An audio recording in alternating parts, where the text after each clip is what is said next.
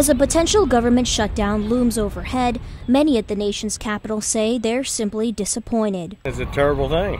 One of them is John Galvin, an Air Force serviceman and active military member, meaning if the shutdown happens, he won't see his paycheck. And I have to pay my bills. I won't have any money. What am I going to do? Write an IOU to my bill collectors, IOU from the government. The shutdown dispute centers on two basic issues: the size of budget cuts and whether or not a new budget package will include a few non-budget items like abortion and environmental regulations. You do not have to be a federal employee to be hit hard by what this can do. Professor Thomas Cooke, who specializes in taxation at Georgetown University in Washington, D.C., says that a shutdown is not acceptable. When the taxpayer can't get into the park, vacation plans are changed, there's longer lines at the airport, that the individual citizens will feel this pinch. Now, in a government shutdown, all facilities that are nationally funded or government-run would be completely closed off to the public, and that includes national parks, monuments, and museums.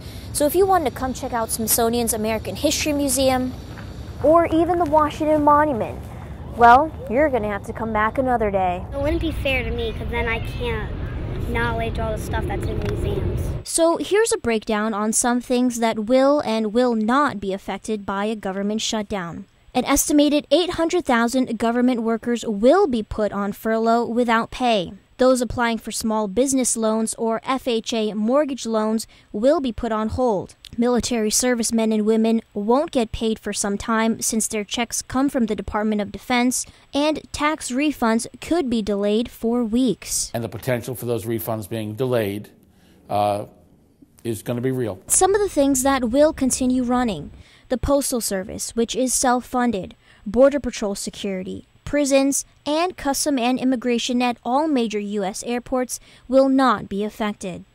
Either way, many Americans say a shutdown is not the right answer. We should have had the budget set by October. It's a shame that our Congress can't work together to get something done.